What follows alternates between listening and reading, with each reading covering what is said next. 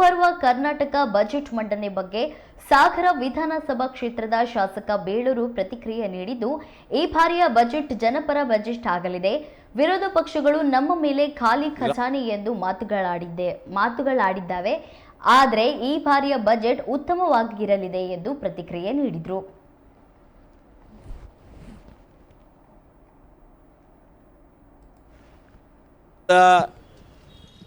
ಈ ವರ್ಷದ ಬಡ್ಜೆಟನ್ನು 6ನೇ ತಾರೀಕಿಂದ ಶುರು ಮಾಡ್ತಾ ಇದ್ದಾರೆ. ನಾವೆಲ್ಲ ನಿರೀಕ್ಷೆಯಲ್ಲಿದ್ದೀವಿ. ಇವತ್ತು ಕರ್ನಾಟಕದ ಜನರಿಗೆ ಉತ್ತಮವಾದಂಥ ಒಂದು ಬಡ್ಜೆಟನ್ನು ಮಾನ್ಯ ಮುಖ್ಯಮಂತ್ರಿಗಳು ಮಾಡ್ತಾರೆ ಅನ್ನೋದು ಭರವಸೆ. ಯಾಕಂದರೆ ಅವರು ಇಲ್ಲಿವರೆಗೆ ಸುಮಾರು 14-15 ಬಡ್ಜೆಟ್ ಮಾಡಿದ್ದಾರೆ. ಜನರಲ್ಲಿ ನಿರೀಕ್ಷೆ ಇದೆ ಈ ಸರಿ ಏನಾದರೂ ಜನರಿಗೆ ರೈತರ ಪರವಾಗಿ ಇವತ್ತು ಬಡ್ಜೆಟ್ ಇರುತ್ತಂತ. ನಮಗೇನಾಗಿದೆ, ಈ ಬಡ್ಜೆಟ್ ನಿರೀಕ್ಷೆಗಿಂತ ಹೆಚ್ಚಾಗಿ ಕೇಂದ್ರ ಸರ್ಕಾರದ ಧೋರಣೆ ಭಾಳ ಇದಾಗಿದೆ. ಕೇಂದ್ರ ಸರ್ಕಾರ ರಾಜ್ಯ ಸರ್ಕಾರ ಕೊಡುವಂಥ ಹಣದ ಕೊರತೆ ಆಗಿದ್ದರಿಂದ ನಮಗೆ ಬಡ್ಜೆಟ್ಗಳಿಗೆ ಹಿನ್ನಡೆ ಆಗ್ತಾಯಿದೆ ಇವತ್ತು. ಆದರೂ ಸಹ ನಾವು ಕ್ರೋಢೀಕರಣ ಮಾಡಿ ರಾಜ್ಯದ ಮುಖ್ಯಮಂತ್ರಿಗಳು ನಾಳೆ ಮಂಡಿಸ್ತಾ ಇದ್ದಾರೆ. ನನಗೆ ಅನಿಸ್ತದೆ, ನಿರೀಕ್ಷೆ ಇದೆ, ಖಂಡಿತ ಒಳ್ಳೆಯದಾಗುತ್ತೆ ಅನಿಸ್ತದೆ. ಅಂದರೆ ವಿರೋಧ ಪಕ್ಷ ಹೇಳ್ತೀವಿ ಸರ್ಕಾರನೇ ದಿವಾಳಿ ಆಗಿರಬೇಕಾದ್ರೆ ಈ ಬಜೆಟ್ ಮಂಡಿಸಿ ಏನು ಪ್ರಯೋಜನ? ಹೋದ ವರ್ಷದ ಇಲ್ಲಿವರೆಗೂ ಯಾವುದೇ ಅಭಿವೃದ್ಧಿ ಆಗಿಲ್ಲ ಅಂತೀವಿ.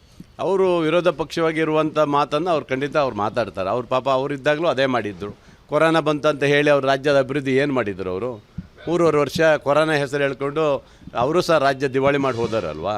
ಹಾಗಾಗಿ ನಮ್ಮ ಸರ್ಕಾರದ ಬಡ್ಜೆಟಲ್ಲಿ ಹೋದ ವರ್ಷ ಏನಿತ್ತು ಅದನ್ನೆಲ್ಲ ಬಿಡುಗಡೆ ಮಾಡಿದ್ದಾರೆ. ನಮ್ಮ ಅಭಿವೃದ್ಧಿ ಪರವಾಗಿ ಕೆಲಸ ನಾವು ಮಾಡಿದ್ದೀವಿ.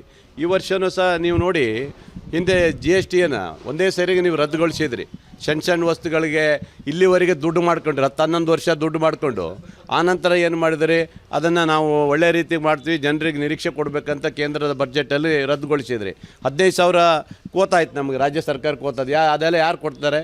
ಇವೆಲ್ಲ ಅವ್ರಿಗೆ ಗೊತ್ತಿರಲ್ಲ. ವಿರೋಧ ಪಕ್ಷದವರಿಗೆ ಸುಮ್ಮನೆ ಬಾಯಿ ಬಂದಾಗೆ ಮಾತಾಡ್ತಾರೆ ಅಲ್ವಾ. ಖಂಡಿತ ರಾಜ್ಯ ಸರ್ಕಾರದಲ್ಲಿ ನಿರೀಕ್ಷೆ ಇದೆ, ಈ ಬಡ್ಜೆಟ್ಟು ಜನಪರವಾಗಿ ಇರುತ್ತೆ ಅನ್ನೋದು ನನ್ನಲ್ಲಿ ಅನಿಸ್ತದೆ. ಶಿವಮೊಗ್ಗ ಜಿಲ್ಲೆಗೆ ಏನೇನು ನಮ್ಮ ಮಾನ್ಯ ಮಧು ಬಂಗಾರಪ್ಪನವರು ಏನೇನು ಇದು ಕೊಟ್ಟಿದ್ದಾರೆ ಗೊತ್ತಿಲ್ಲ ನನಗೆ. ನಿರೀಕ್ಷೆ ಇಟ್ಕೊಂಡಿದೆ ನಮಗೆ ಬೇಕಂತ. ನನ್ನ ಕ್ಷೇತ್ರದಲ್ಲಿ ಒಂದು ಸೇತುವೆ ಕೇಳಿದ್ದೀವಿ ನಾವು ಇವತ್ತು. ಅದ್ರ ಜೊತೆಗೆ ಸಾಗರದ ಅಪ್ಗ್ರೇಡಿಗೆ ಕೇಳಿದ್ದೀವಿ.